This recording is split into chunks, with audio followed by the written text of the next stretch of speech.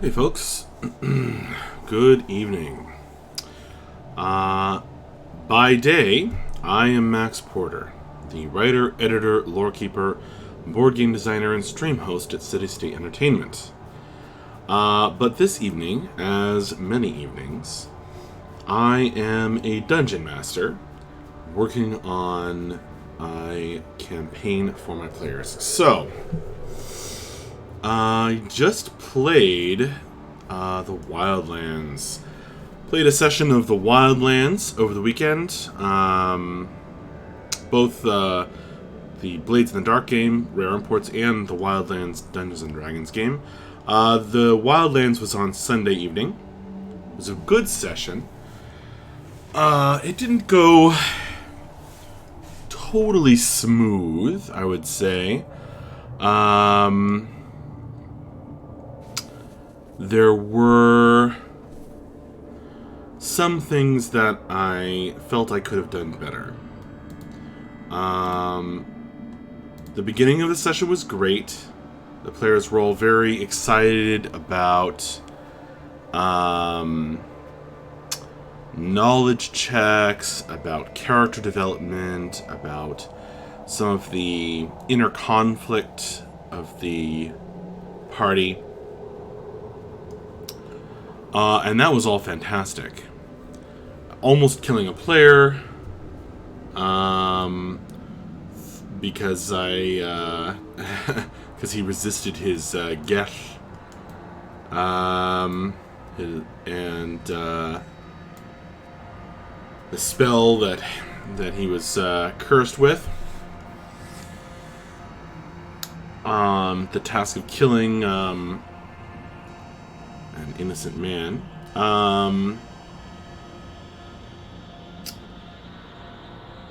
Now, the middle of the session was rough because I didn't properly prepare for kind of getting the players out of town. And I think it felt a little rushed and a little adumbrated, a little sketched out,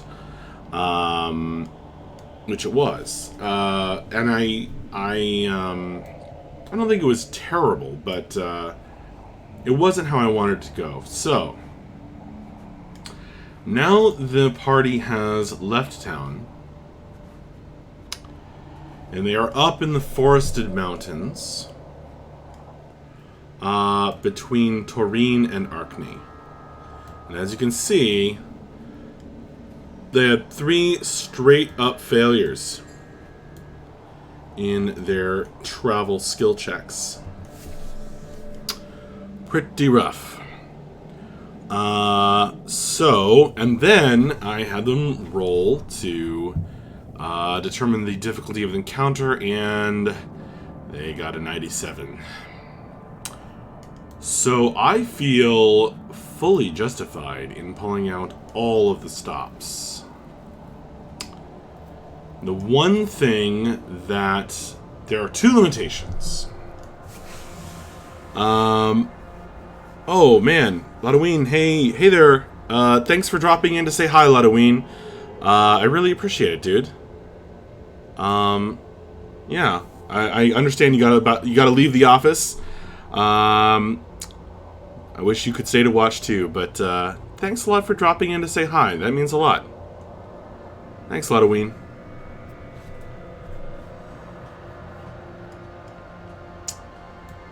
Where was I?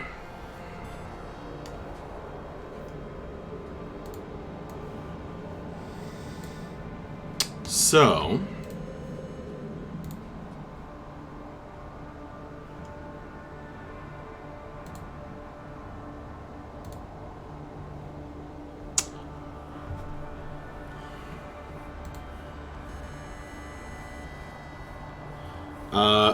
I feel fully, that those roles have determined that this needs to be a very serious encounter. Now, there are 2 important limitations that I've set for myself.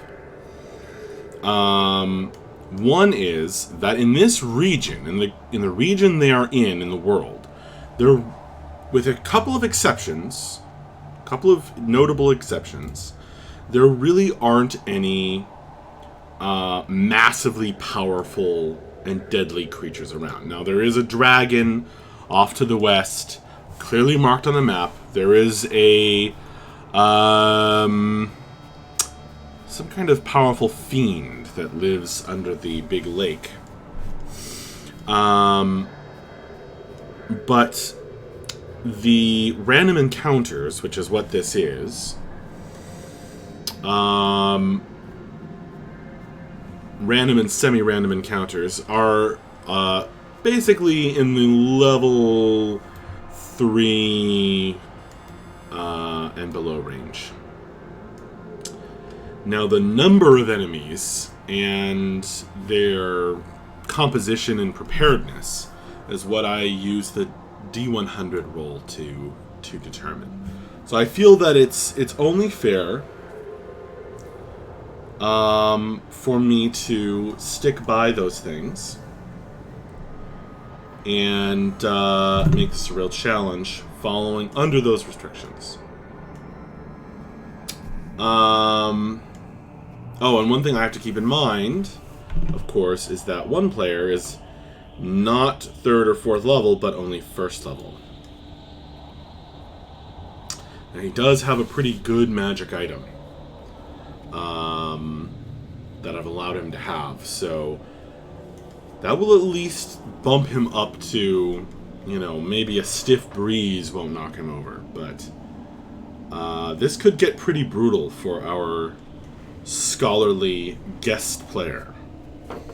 Alright.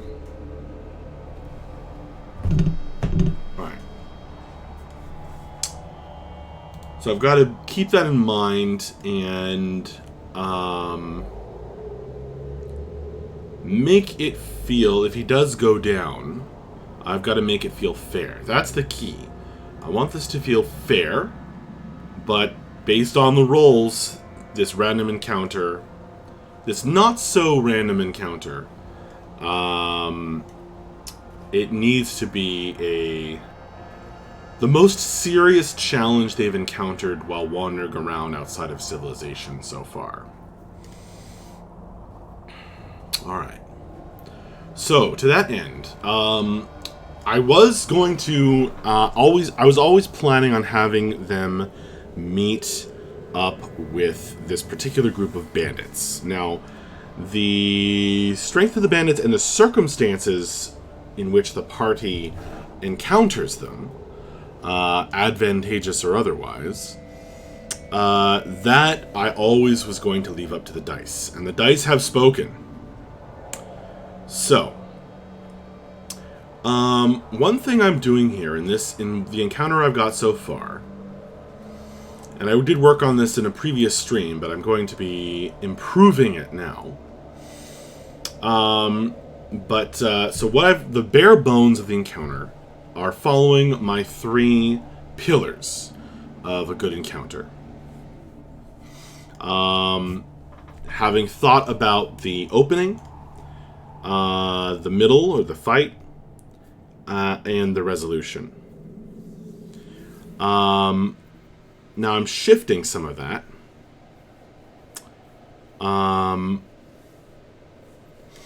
But I think the bones are good. The bones of the encounter are good.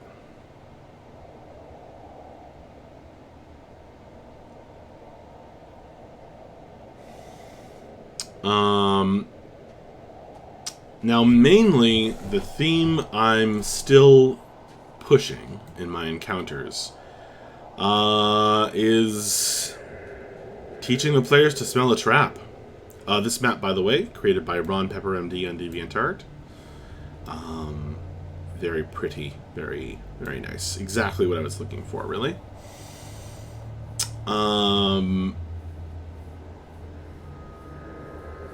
The principle here is that there's this very weird altar among the snow where no snow lies. It's all clear and green.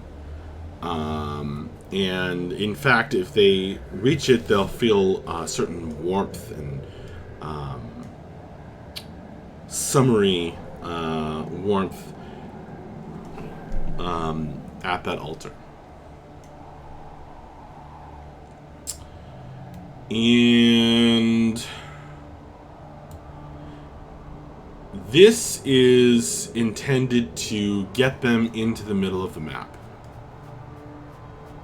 Okay. I want them to go and check this out. And of course, that could be punishing.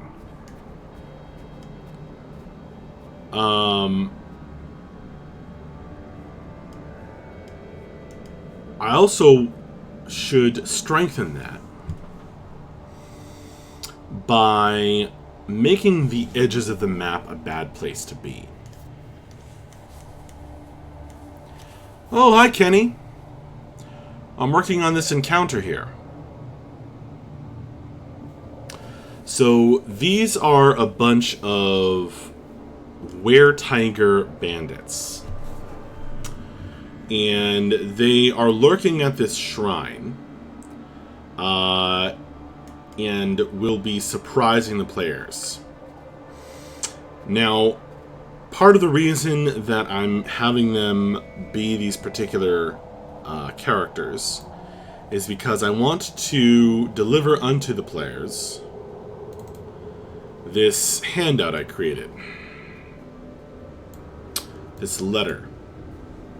So we could talk about the Thief Kings, and this is involved in the barbarian Bref's backstory. So I want to kind of activate that and get that going. I've already uploaded this to Roll20, although I'm still considering if I'm really going to stick with moving up the date this much, because that'll give them a much shorter time limit. Which I'm kind of okay with, but maybe, yeah, I don't know. I'm still thinking about it. So, these were animals, and they don't all have to be were tigers, but I thought that would be interesting, are lying in wait and will spring their trap when the players approach the shrine. Kenny, maybe have the date number be blurry and appears to be smudged.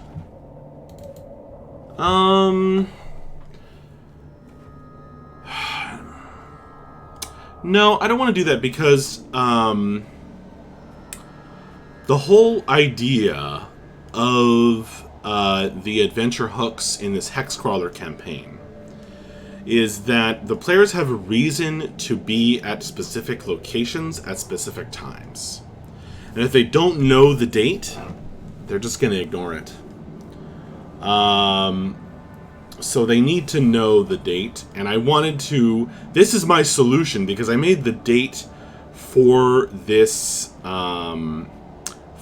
event too late. So my solution is, well, gonna drop this into the game and introduce a whole bunch of other villains, and also move up the date to a more appropriate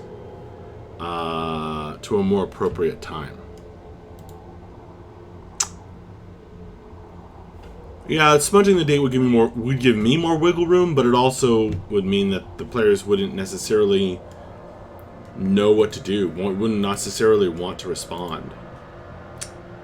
All right, so encounter design.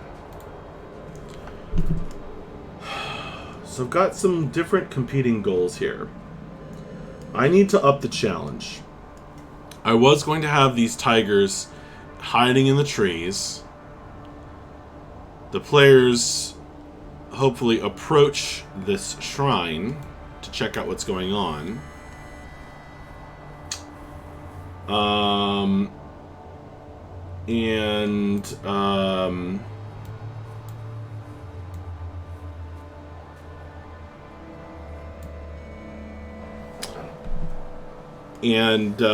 The tigers attack, and there's a ranged were-tiger over here. Which, let me check what his stats are.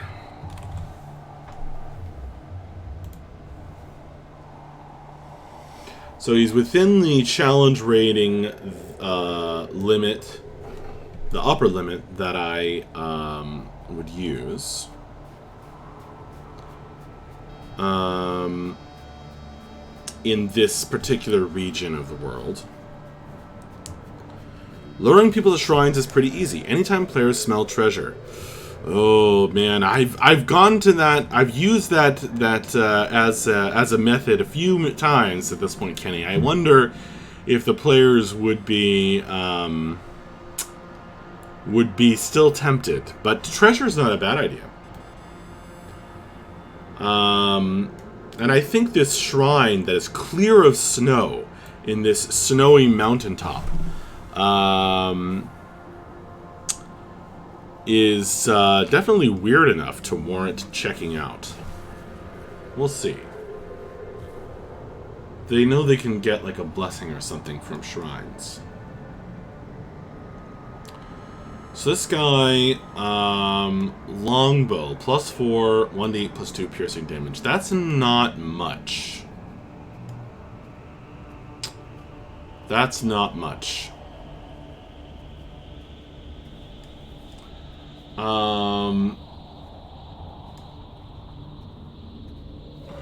I might need...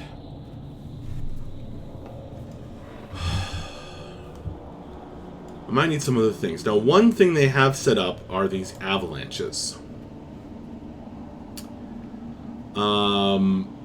They could trigger the avalanche. I could rule that the bandits will trigger these. They're small, limited avalanches. They're not a whole mountainside. They don't need to do much damage. Have them go for a pin to make prey helpless. Then a teammate tries to coup. Avoiding being pinned to keep from being hit with death attacks can be crucial. True. Although I want... so the thing about tigers is they have a pounce attack. Okay. So that's why I have them set up in this very specific way with these trees. Tigers have this pounce attack. If they move at least 20 feet straight toward a creature and hit it with a claw attack in the same turn... knocked prone, and then they get a bite attack against it as a bonus action. So they get to make 2 attacks, and the second attack will be at advantage if the save has failed. So that's pretty good for a challenge rating 1 guy. But if they're all were-tigers, that changes the situation drastically. For one thing, they're going to have 120 friggin' hit points. Which might be a little insane.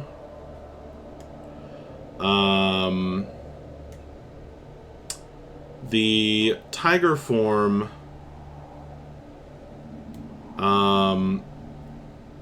the strength saving throw is DC 14, which is a significant upgrade. Especially at this level. Oh, he can make 2 longbow attacks. That's much better. So I don't know. I think them all being were-tigers might be a little extreme.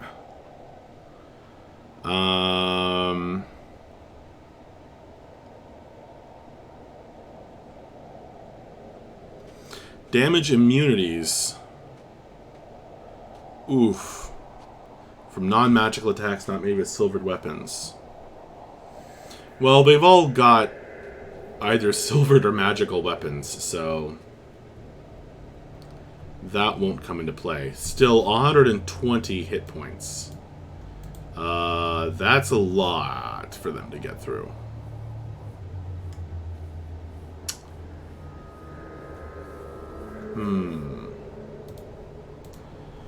Well, one of the principles of a good encounter is mixed arms. So let's see. Let's see if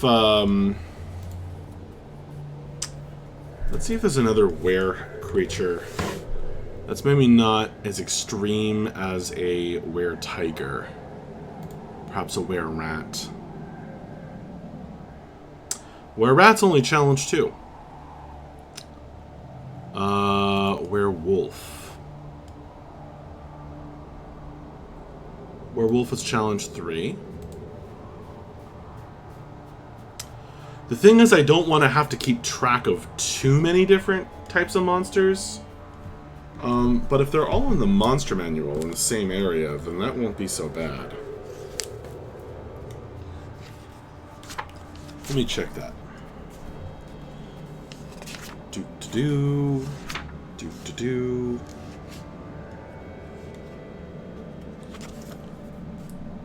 Vampires, will-o-wisp, white.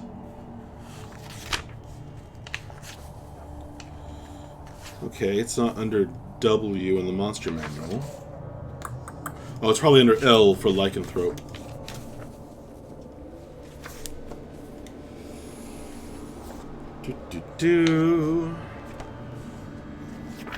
Medusa, Lich, Lamia.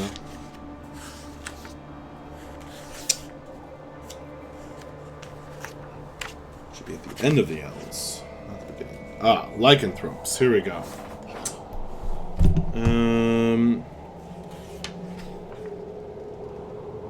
Cool.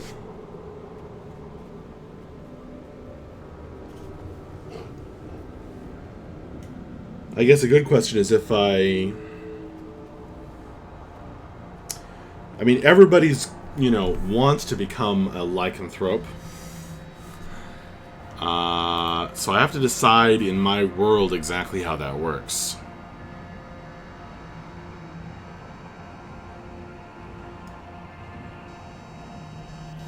Many types of animals are already so much harder to kill, as Kenny points out. Those that are not made more sturdy often more agile, nimble, or have alternative means of travel. True. True. Let's see. What's the wereboar look like? The werebear is probably... Oh, okay. The wereboar has a lot less HP. But it's still challenge 4.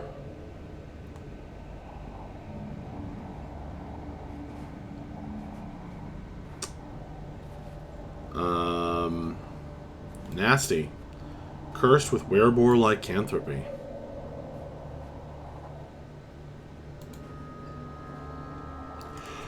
Could be interesting.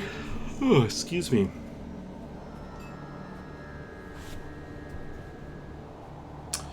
I think I'm not going to use multiple. I think the were-tiger is the leader. And he's up here. There's a were-tiger. Bam.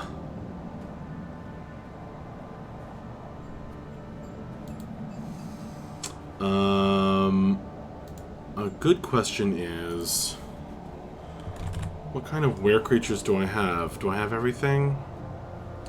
Were bear, were boar, were rat, were tiger, were wolf, and a werewolf lord. How come the werewolf looks crazier than the werewolf lord?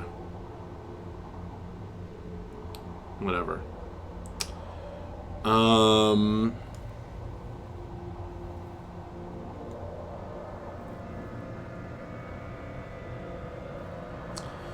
Kenny suggests in my D20, lycanthropy is a curse. It's not awesome. There are far more drawbacks than benefits. Yeah, that's how I've always felt it should be. If you use berserkers instead, they normally have wolves, bears, and boars, each of which specialize in different things in the old stories. Some evil types can use domination, creating thralls or other minions. They can keep the body count up with giving them no additional powers.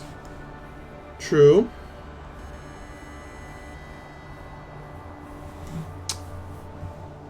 Oh, man.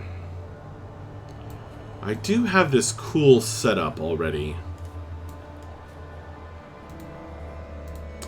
With these tigers.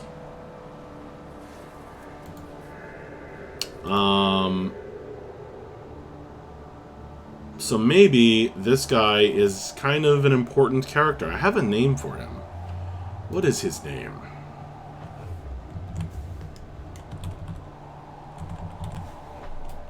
come on.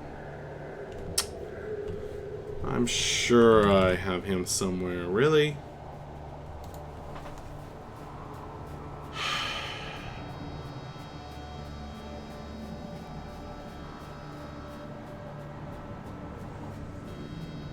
I mean, I could always generate another name, but...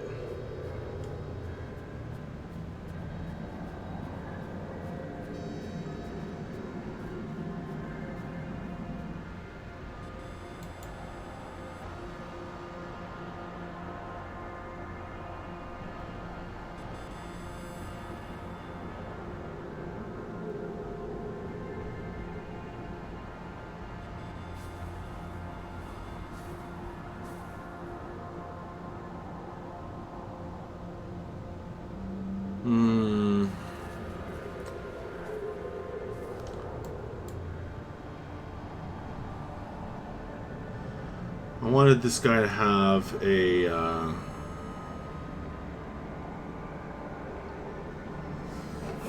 maybe an Arabic name. Or something, something that just sounds a little different from most of the names in the game. What were you naming? I'm naming the Were-Tiger leader of the bandit group here. He will be carrying the letter from a thief king, from one thief king to another, Misty the Rat to the Lord of Razors.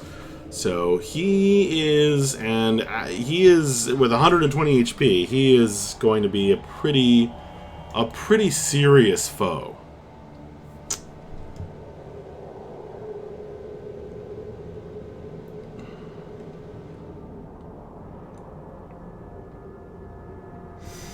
Some dates are unholy or become unholy. It can afflict areas en masse. Kenny's explanation on dates is why I'm professionally single. Hi there, the man with no screen name.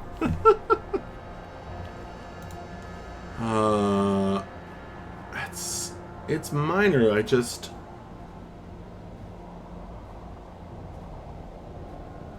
I like had a name for this guy, and now I can't find it. Huh.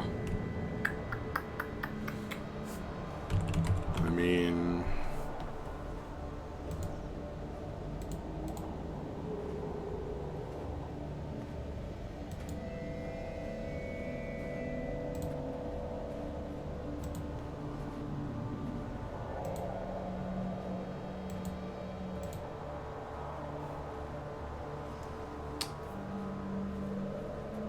It's very unfortunate.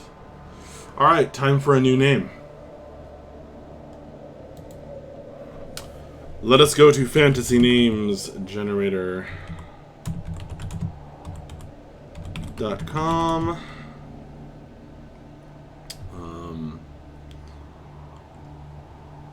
What did I say?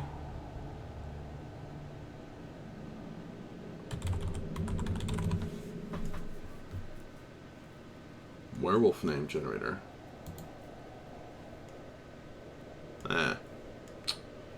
No.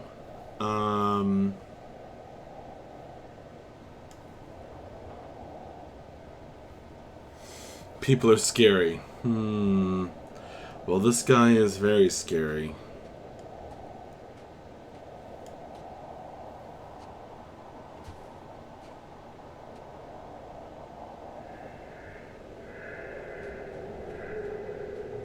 Giving him the right name is crucial because it's gonna fix in my brain how I want to roleplay him.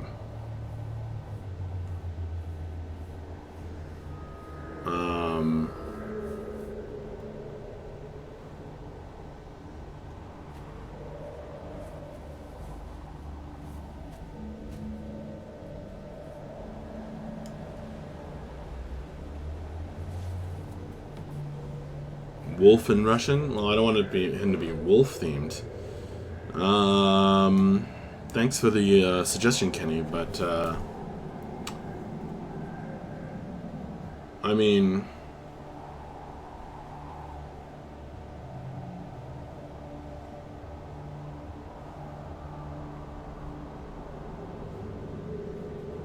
Maybe I'll go with something.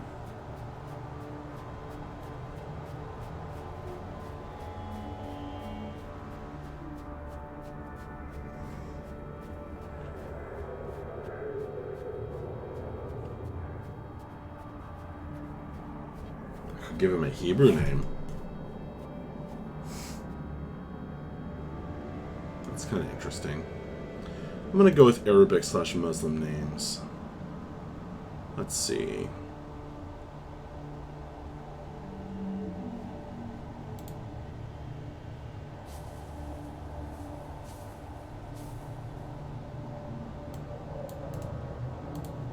Alright, I'm going to combine that with the bandit name generator.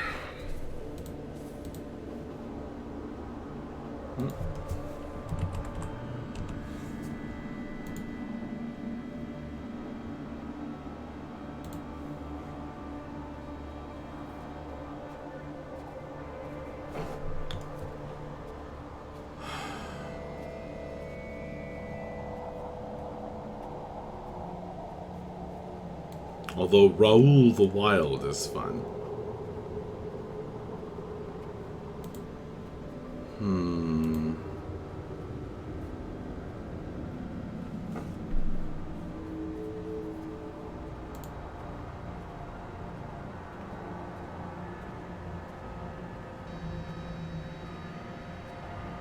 I'm mad.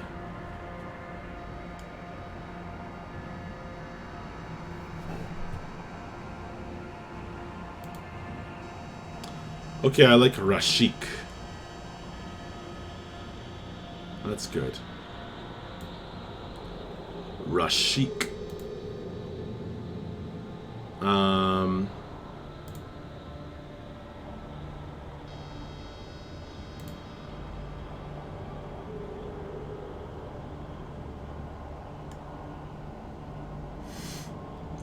Rashik the Cheat.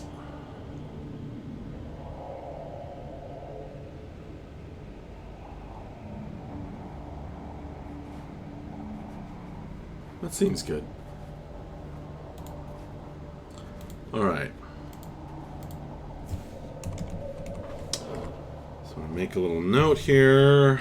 And this time I'm going to write Were Tiger so that I remember. I can find it later.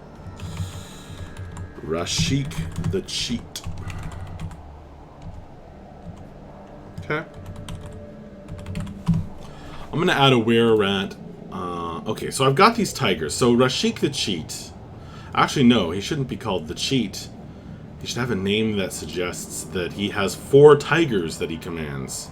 4 actual tigers, not were-tigers. The Wild? Rashik the Wild?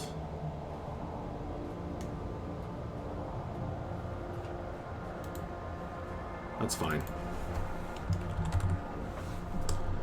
Rashik the Wild. Alright. And then, so that he is like one part of this. And I know the opening move is the Tigers pounce. And then Rashik is going to come from off of the map. And he's going to run up and start firing 2 longbow shots a turn. And I'll definitely give him a slightly improved longbow. Because I want those longbow shots to sting. And 1d8 plus 2. I mean, if he hits the same character twice with both shots, that could be a pretty good hit.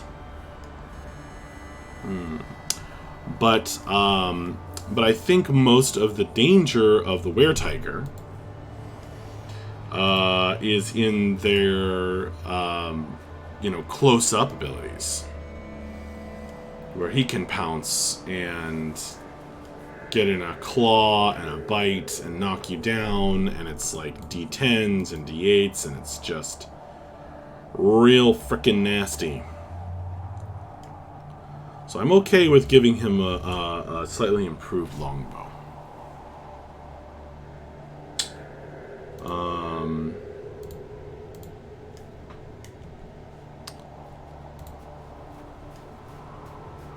And, I'll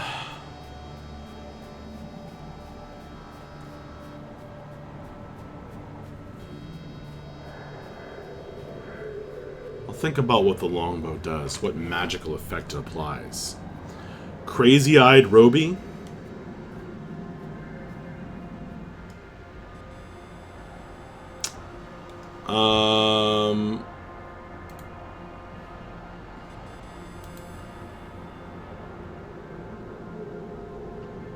Yeah, that's good.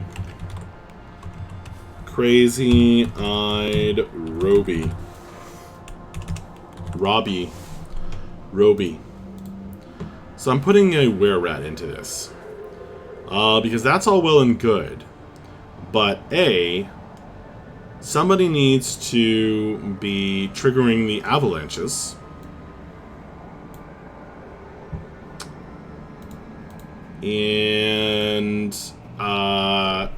And B, while I originally conceived this encounter as just a regular challenge, the dice that the players rolled so poorly on have determined that this shall be a far more serious encounter. So, what are our were-rat stats, actually? Let's double check, because it says challenge rating of 2, but that doesn't mean that they suck. Ranged weapon attack, 1d6 plus 2 piercing. They do have multi-attack, only one of which can be a bite.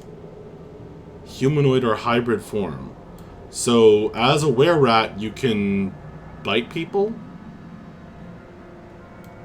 Well, no. Although that would have been hilarious. Not in your human form, that is. Why do you... Oh, I see. Because the bite curses you with were-rat lycanthropy. That's why that's a big deal. Alright. Okay. That's fine. These guys aren't necessarily, you know, that's not their goal. Their goal is gonna be to kill the players and take their stuff.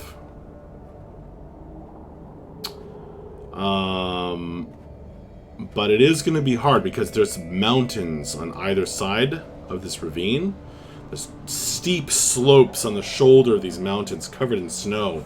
So it's really pretty impassable.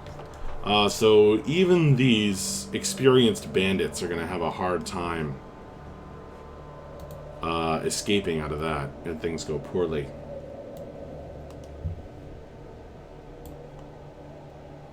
Oh, he is teeny, teeny, tiny.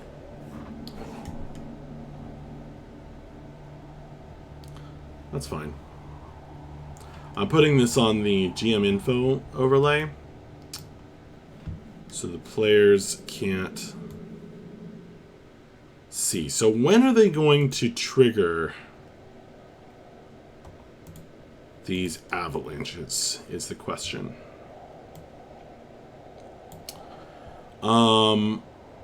I mean, honestly, I think they prefer to trigger them when the players are underneath them. Now, hang on a minute. I remember I wrote this down. Avalanche. What? Where did I write this down?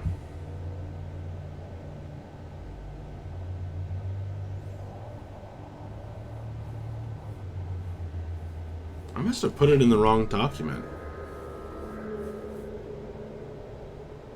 It's a little alarming.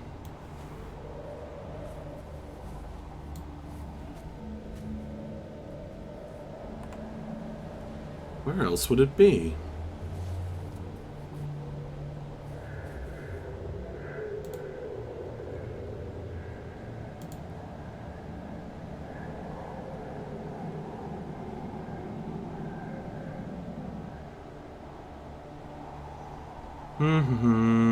Is it in my other campaign notes? Have I succumbed to Senility at last.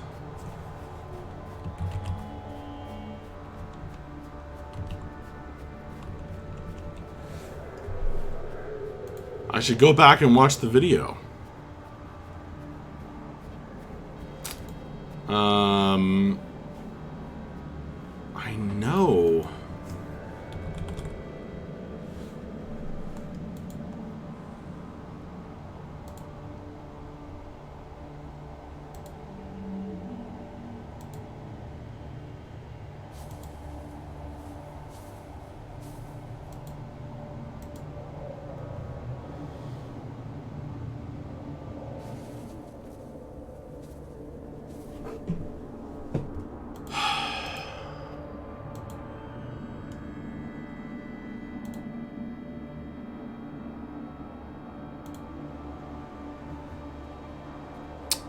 It's a bummer.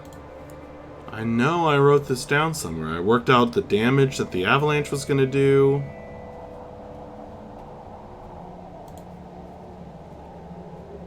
Oh, you know what? I bet I put it in... I know where I put it. I know where I put it.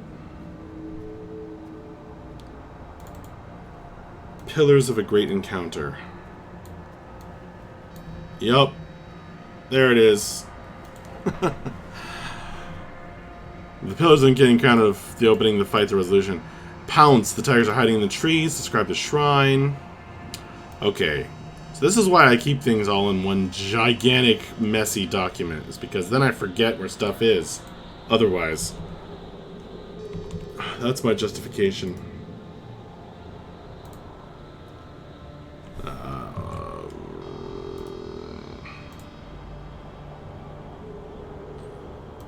Okay. Alright.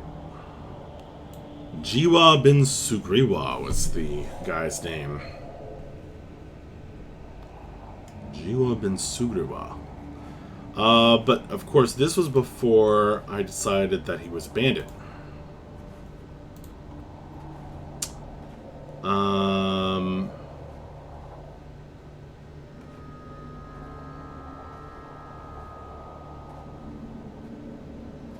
So this is a shrine to Jojor, I decided. Now, Jojor in my world is a summer god.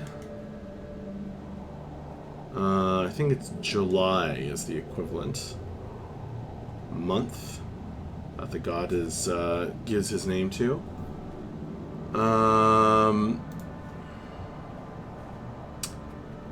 The laughing god of summer, the god of the cruel joke, fire, heat, pranks. Perfect. I like the sound of that. Although, there's no fire on this shrine, is there? Maybe there is.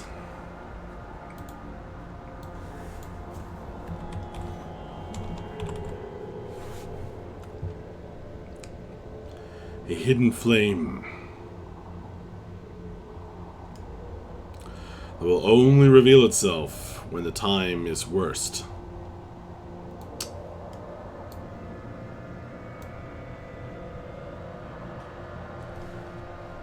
It's kind of weird and interesting. I like that. Alright, there's a lot going on in this encounter. Okay. Let's focus up. We've got a were-rat over here. And I was going to do another bandit name.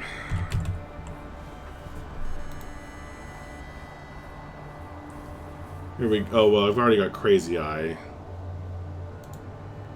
Roby Crazy Eye for one were-rat. So the other were-rat, Crazy Eyed Roby.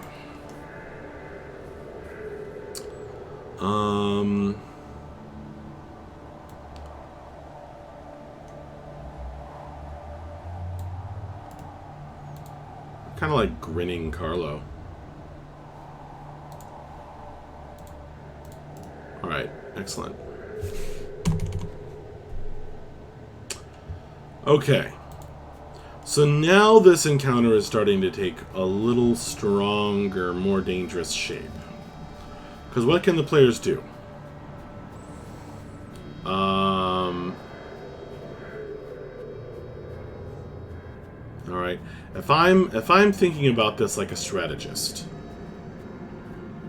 okay, I want the enemy to come all the way into my trap. So I've got to make sure that the players get all the way, come onto the map.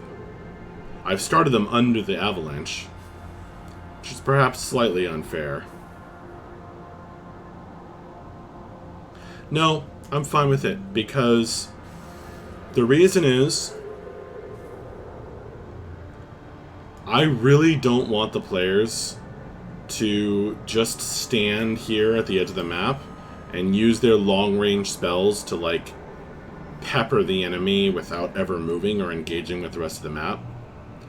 And I'm not going to cheat to do it. I'm just going to say the bad guys have their avalanche, their terrain-based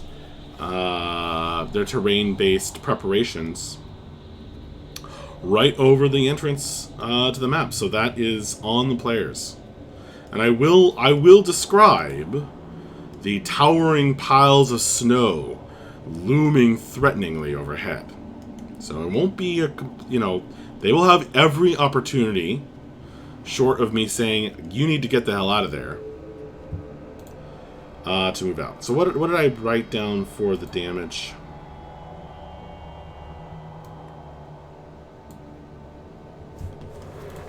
Alright. Rewarded by shrine. Sure.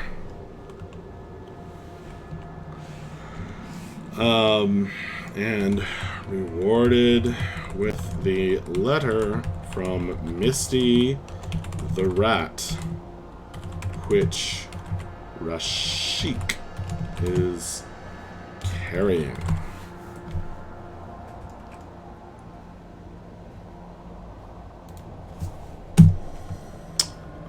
The wind, or some other unseen force, has pushed snow and rocks into towering...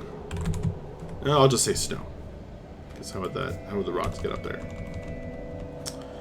Has pushed snow into towering drifts that loom threateningly overhead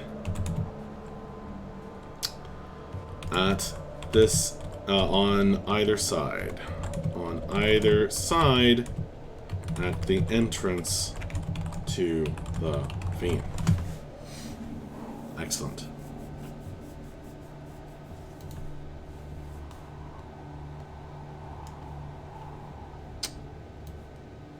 So that should give them plenty of warning. And I write this down mostly to remind myself to say something.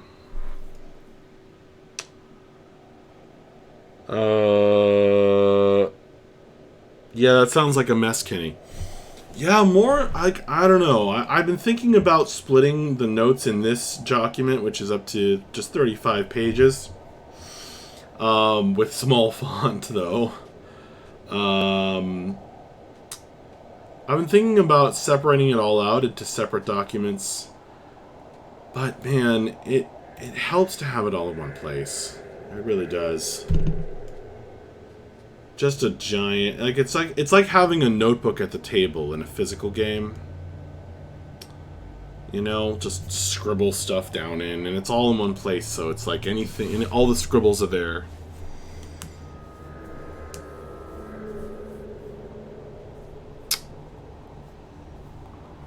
I would not have any targets go aggressive while they are far away. If attacked at range, they go into hiding or stay behind the cover of the shrine, which gives full cover. When they crouch, they might also have white cloaks and practically disappear into the snow. Yeah, the idea is that the tigers are really well hidden up in the trees. And these are, you know, fairly tall trees. So, you know, they're going to be extremely difficult to spot. The Tigers have essentially taken 20 on their hide checks.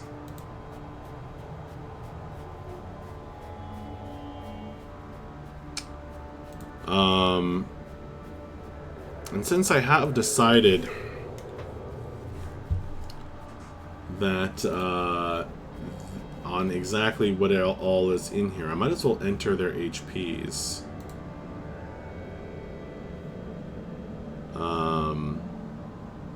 So he is a friggin' 120 HP beast.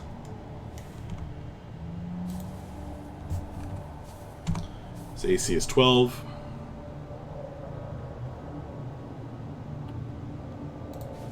Now the were-rats in the picture.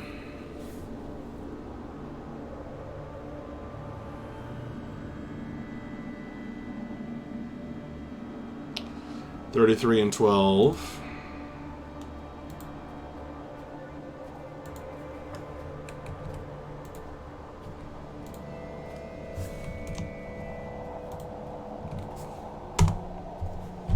All right. And where's the other were-rat? He's so small. And this is a big, big map. And the were-rats are wearing white cloaks. So they are very difficult to spot. I'll give the party a bunch of perception rolls, I suppose. There's our little were-rat guy.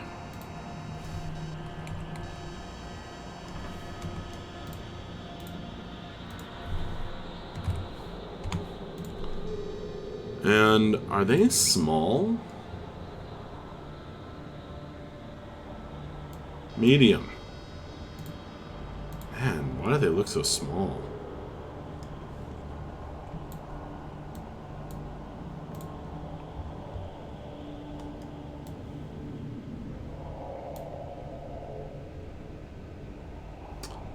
All right. I can do the same for the tigers. Bad dudes. Yeah, so your advice, Kenny, is well considered. I don't want to give away the game. While the players are, you know, way back here. So I don't want to launch the attack. But if they're gonna sit back here and they're gonna, you know, if they start trying to troll the encounter, like I stand here and I'm just gonna make perception checks and keep, you know, just keep trying to roll and look around. This is one thing that I can do is just say, all right, the avalanche is triggered.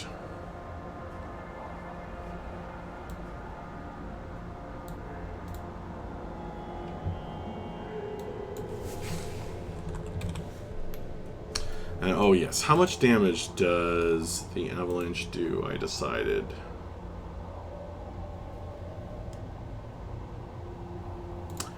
DC 12 to dodge out of the way or take 6d6 bludgeoning damage and become restrained, buried in snow. That's a lot. It's not a nothing DC either. I mean, it's... You can fail a 12. You can certainly fail a 12.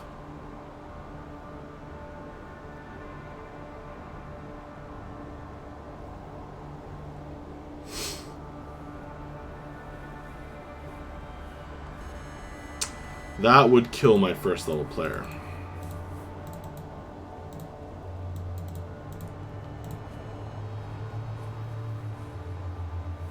It's worth noting.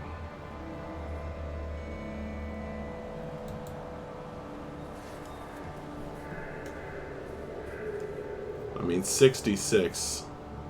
Let's change that to 5d6.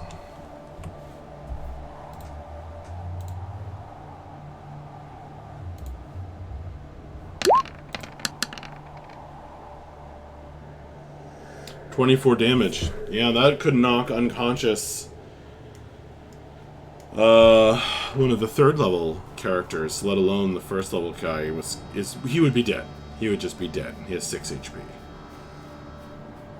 Even with his magical locket pumping up his HP, he would be dead.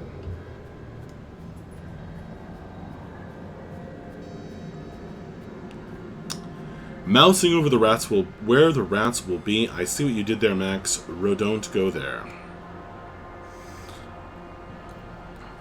I didn't.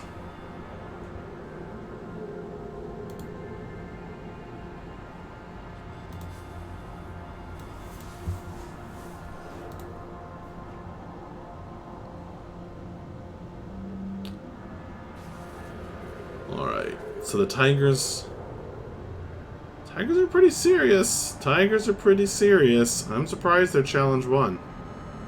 12 and 37.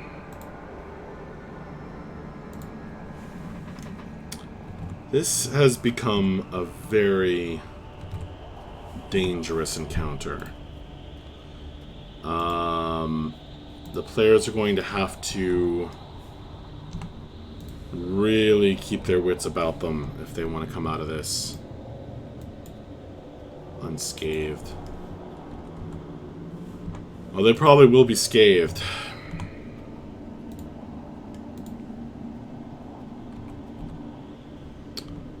I don't have any, like, minion-type creatures. Which might be a mistake. There's nothing here that's going to go down easy.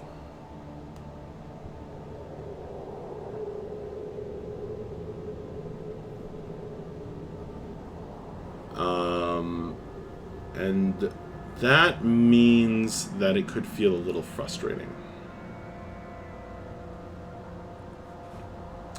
Still, there are 8 players, and if they focus fire on one thing, it's probably going to go down pretty quick.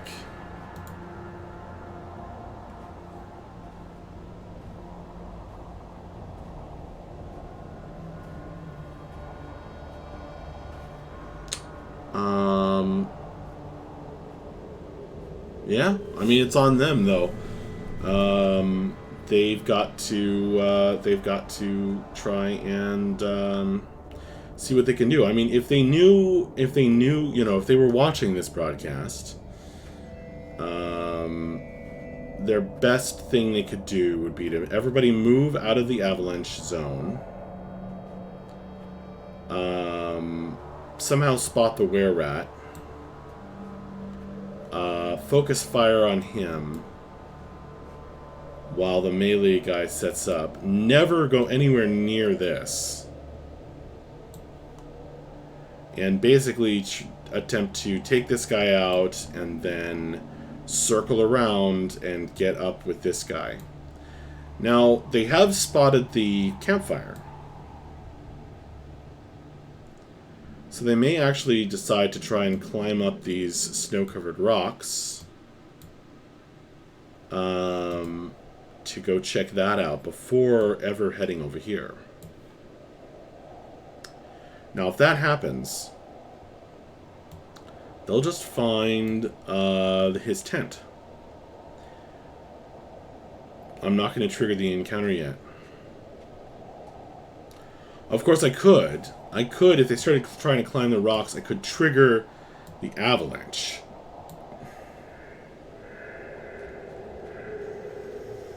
And then everybody would try to scatter out of the way.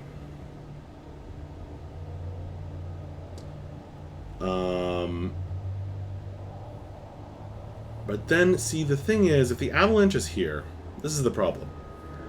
If the avalanche is here, I'm not actually incentivizing the players to move out of that side of the map. I'm actually going to end up sticking them in it. And I want to get them to the middle. So I've changed my mind. The avalanche is set up. This is invisible to the players, by the way. This is on the GM layer. They won't be able to see this until I change it to the map layer or token layer. I need to have the avalanche where I originally was going to put it. And I'm also going to get this very cool cinematic moment where the avalanches are going to curl around this weird, warm shrine as the power of the god within it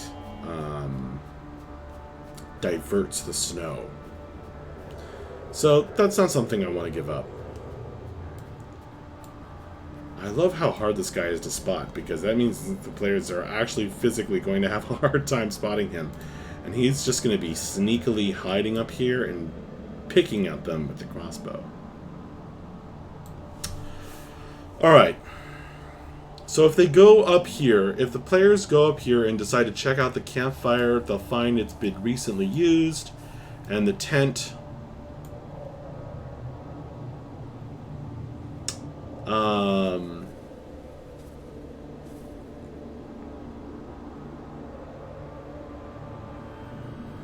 they could step on these traps. I think I need a few more hunting traps. Hunting traps are cheap!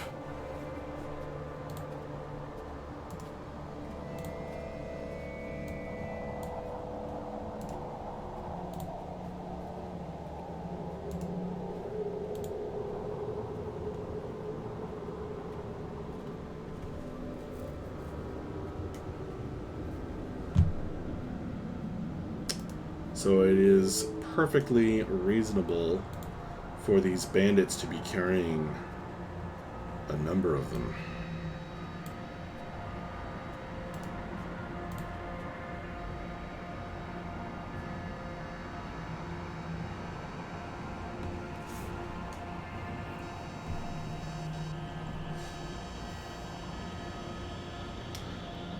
Yeah, that'll be good.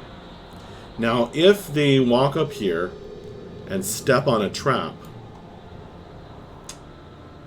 well,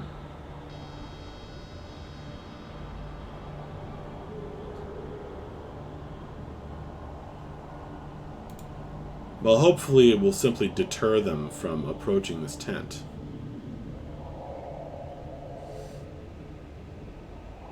But if they push all the way into it, I'm not going to trigger the encounter until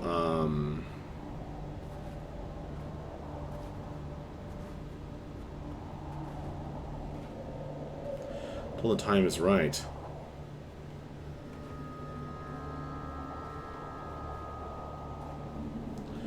So I need the contents of the tent.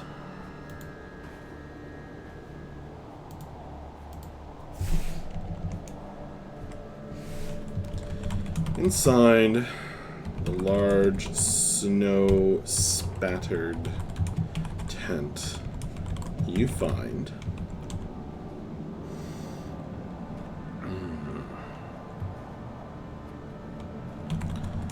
3 mess kits with dirty dishes and half-eaten rations. Mostly dried meat scattered about.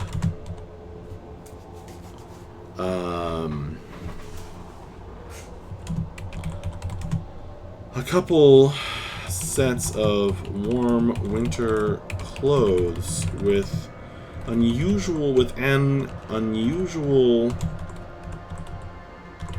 cut and style.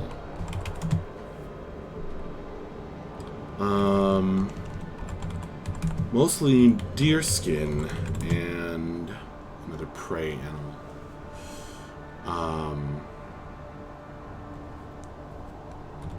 Elk.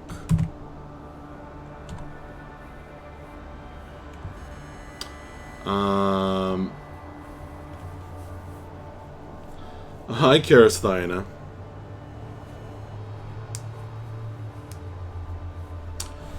This is spoilers. This is spoilers, Karasthina.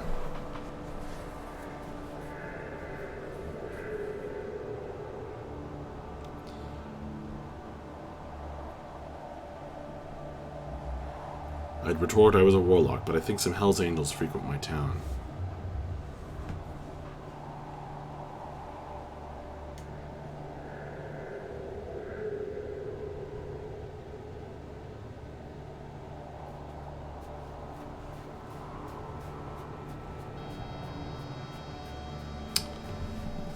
Um...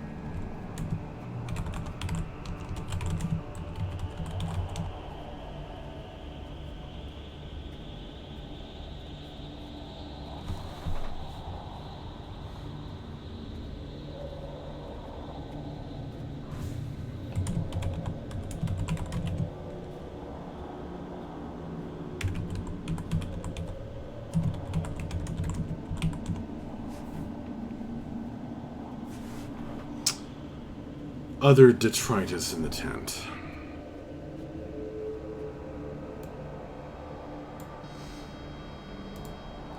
I want to make it feel convincing, but also strangely menacing.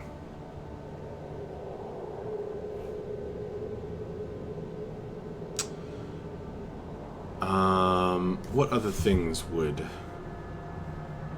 these characters have left in the tent? Uniquely,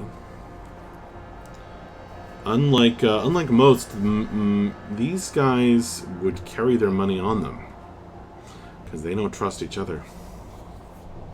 Not completely.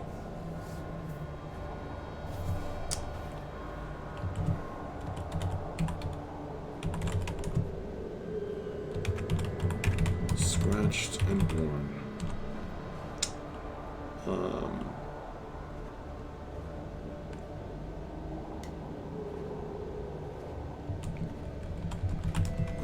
Buttons and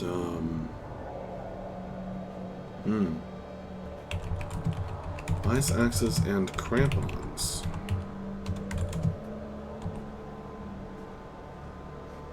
So they are traversing these snowy mountains. Should be interesting.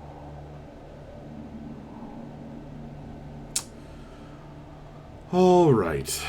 Well, it has been fun.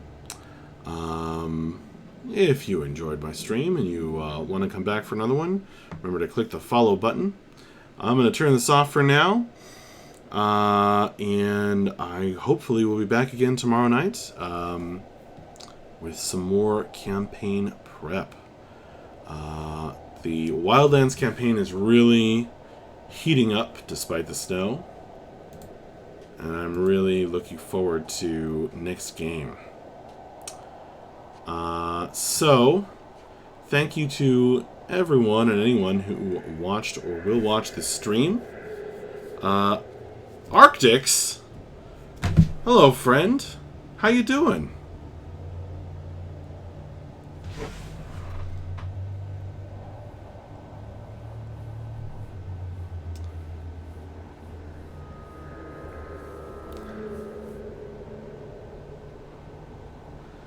What up, Max? How's your night? It's going all right. I've set up this this encounter, this very deadly and dangerous encounter, and I've strategized over it for my players. We'll see if I continue to make further improvements, or if I direct my attentions elsewhere. But it's looking pretty scary for now, and that makes me happy. The dice have determined that this was to be a very dangerous encounter.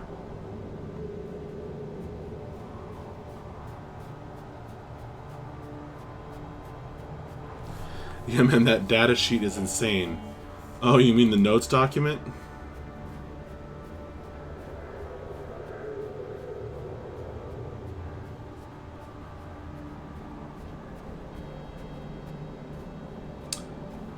Oh, it's just 35 pages of lore and ideas and all of the things that I need for the campaign. All in one giant document. Here's the map of the world. The X's are because the players did bad on their rolls. And that's how they got into this situation. I have yet to find out just how dangerous it can be, though. Arctics, yeah, that's so intricate. I'd love to do a nice campaign like that. Awesome, Arctics. Yeah, we should play, man.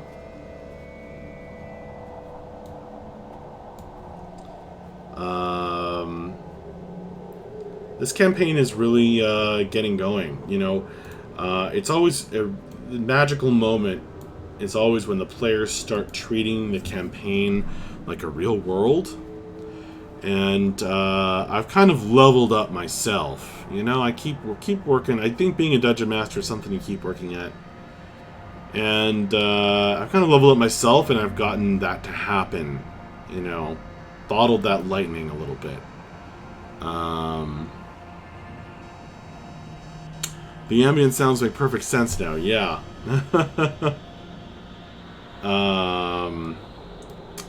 That is what we'll be playing when they come to this.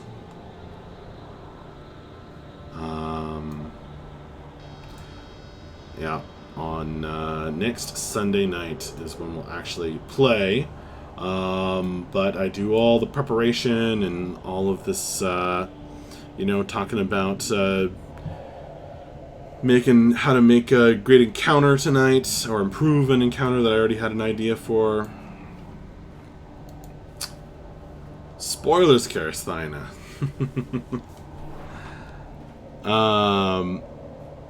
Arctics. I think that's what's missing these days. A lot of folks D&D on Twitch, but there are a few who take it to the level you do, like a true DM. Oh, wow, Arctics. Thanks a lot. I appreciate that. I see people doing a lot of cool stuff, but I guess for me, you know, I just try to make it as good as I can, and yeah,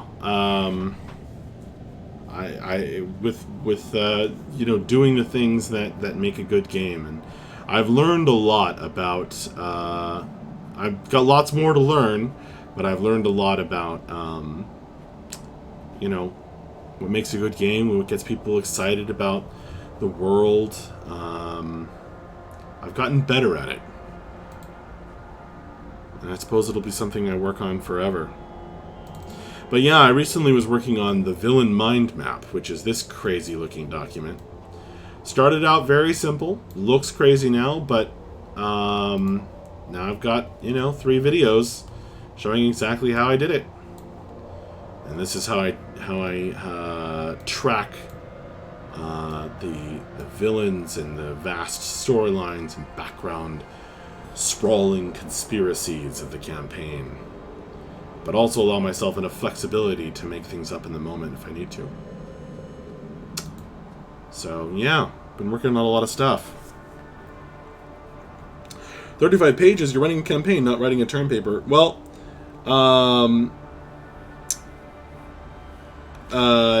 I put everything into this document, The Man with No Screen Name. You know, it's got like all of the town information for every one of the towns that I've had in the game or needed to work out, like Taurine, right? Like every single character in Taurine, all the buildings and shops and houses. So that takes up a lot of space. I did do a stream where I like created all the intrigue in Taurine. So that was fun and interesting, and that actually really paid off last session. So I know I did something right there, because or was it the session before that the players were actually able to yeah, like really run down certain interesting story roads. Because of that I had done that prep work, so I was able to kind of be flexible and make it up as they needed it. And then I have this entire town, right, set up that I've been like waiting for them to get to, and like each of these major characters has a whole paragraph devoted to them. So when they get there, that should be interesting. But that's the reason it gets so long, is because I'm putting everything into one document, which I'm not sure is the right thing to do.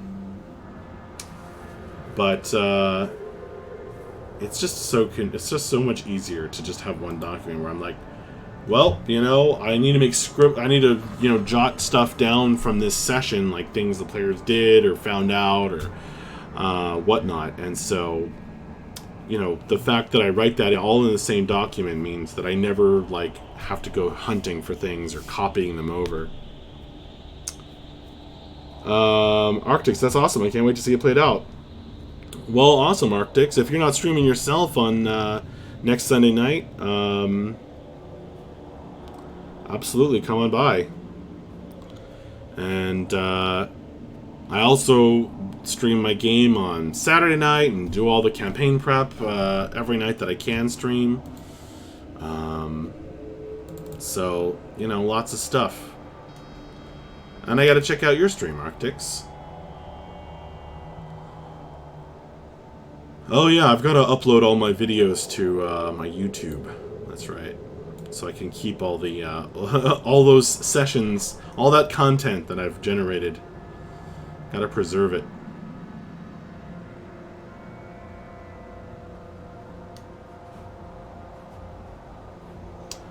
That's what I'm gonna do after I turn off the stream here.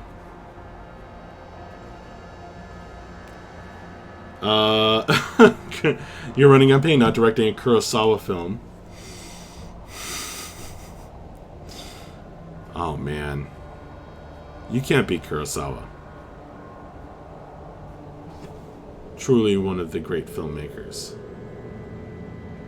of all time. One of the greatest. Yeah, so the way the villain mind map works is one thing I'm doing differently this time that I haven't done before is color coding it. So the green lines indicate a positive relationship, the red lines a negative relationship, and the black lines are kind of neutral, or, you know, they just know about each other. I don't know. It kind of makes it look messier, I think. It's a little bit harder for me to read at a glance. But it does give me certain more useful info.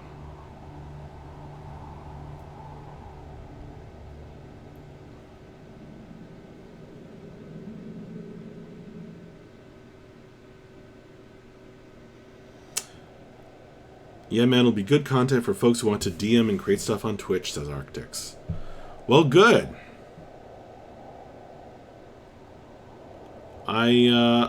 I hope people, you know, who are interested do get something out of it. Of course. Nothing could make me happier.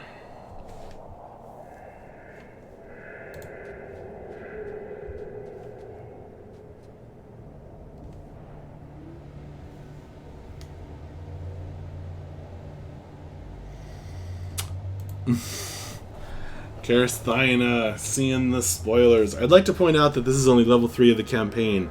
If it gets all the way to level 10, that sheet will be a Jackson Pollock painting. You think that. But maybe, have you considered that maybe what's on the villain mind map contains everything I need from now through level 10 and beyond? Think about it. And what that might mean.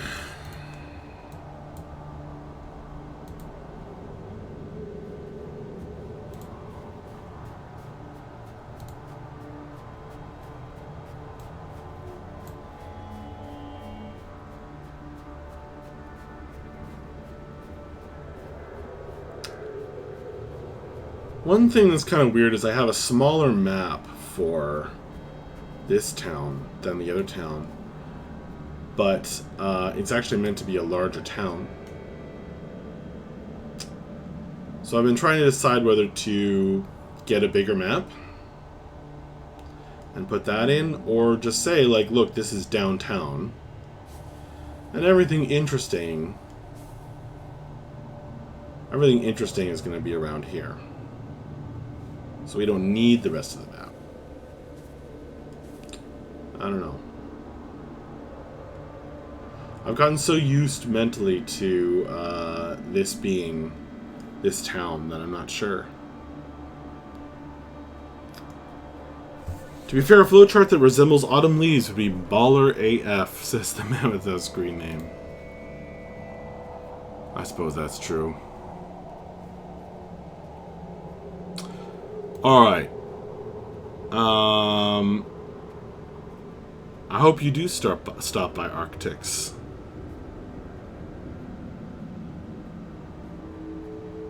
Stop by anytime, dude. I'm trying to stream every night. It's really more like most nights.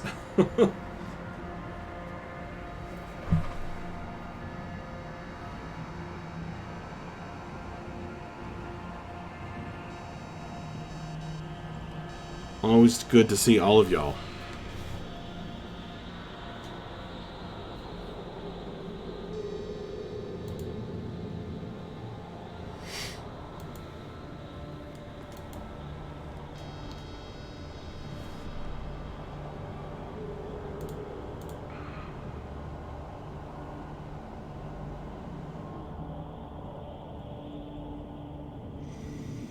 For sure, bro. Yeah, man. Just take it day by day. The stream will pick up for sure, says Arctics. Yeah, man. It's actually, it has been picking up, you know, slowly but surely. I got my first donation last week. That was pretty cool. Extremely cool. Got some followers. People are checking out the stream, hopefully enjoying it. I've got all these videos recorded. Like, I don't even know how many at this point.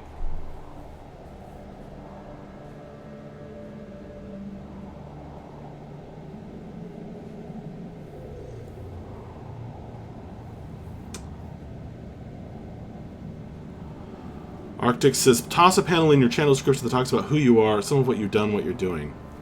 Yeah, that's the next panel that I'm gonna put in there. I've just been, I don't know, I just have just been procrastinating about it.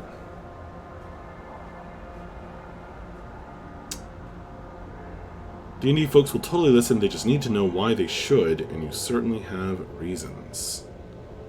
Well, I suppose so. I suppose so. Max, I game and I know things. Like Tyrion, who drinks and knows things.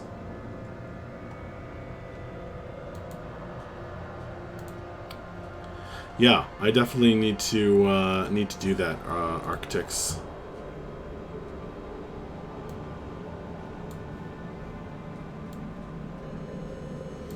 I definitely need to do that.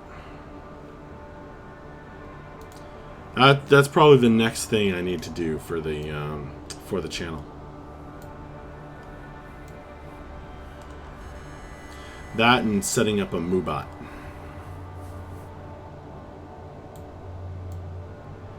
With some links and stuff.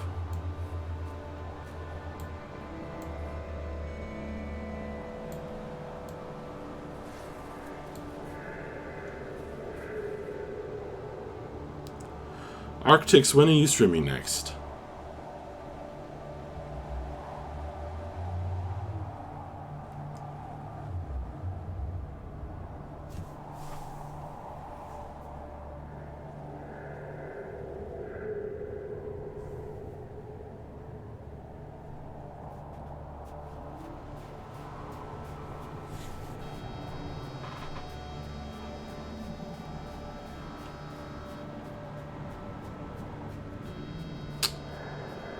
few more renders that I need to finish, and then I can announce the relaunch. I'm thinking in the next 2 weeks. Okay, Arctics, I'm gonna watch for it. All right.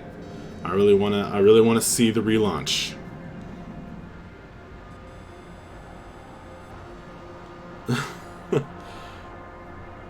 How now, brown man with no screen name?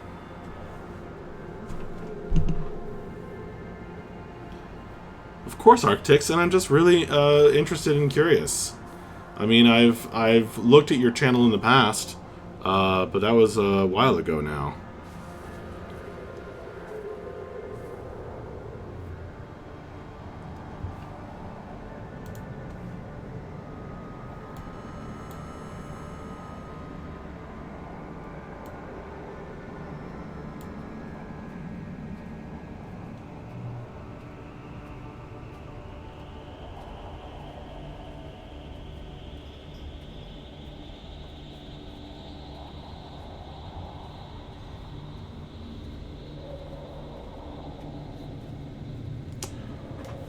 One thing I have to decide on is whether I really want to send the players back here.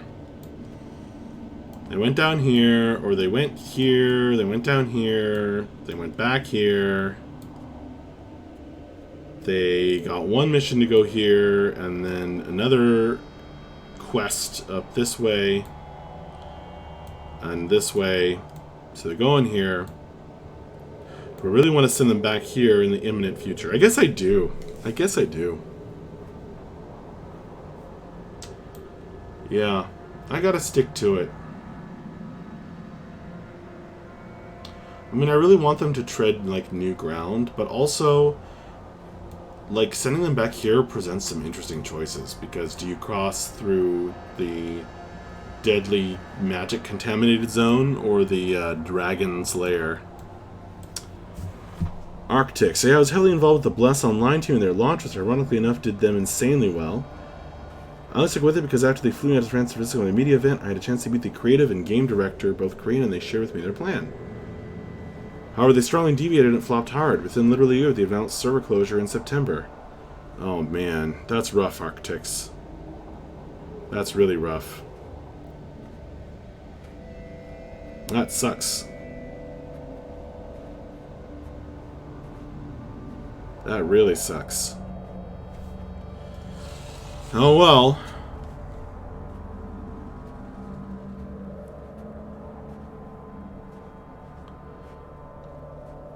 I'm out with my screen with this level of punnery. I feel like I'm in the very heart of the Catskills comedy scene. Max will tell you I'm phoning it in for the puns.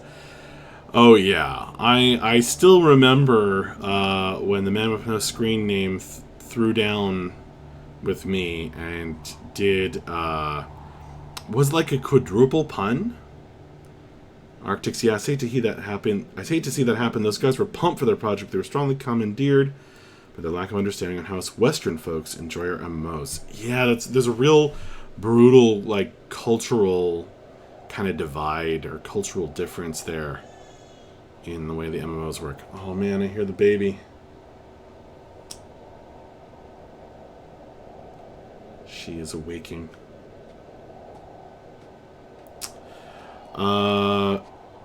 Yeah, that's unfortunate, Arctics. That's really unfortunate.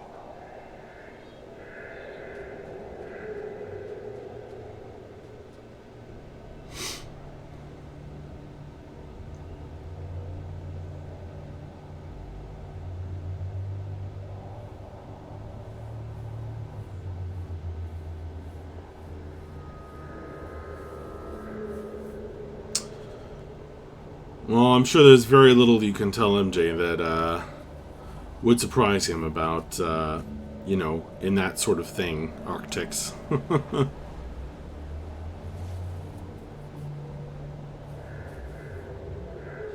But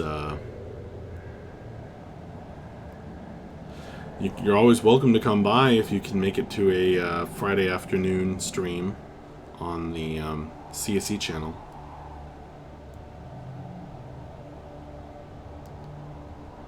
You posted a feghoog about peas and treetops in the CSE streams.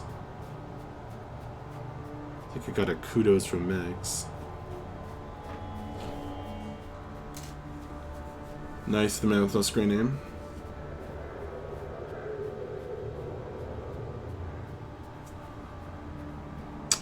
Yeah, Arctics, that's, that seems like, yeah, that seems like the culture. It's just a difference. I mean, there's nothing, you know, there's just a certain way that people do things. Or certain expectations.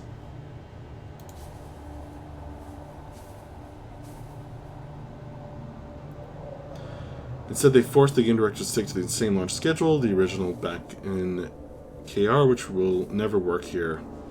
Yeah, yeah. Well,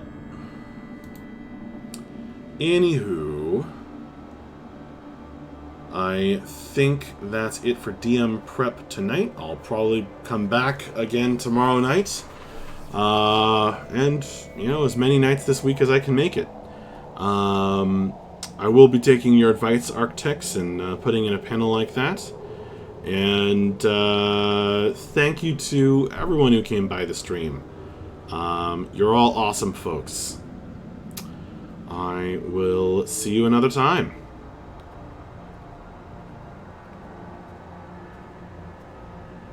You bet, Arctics. You have a great night. Alright. Good night, all. Bye-bye.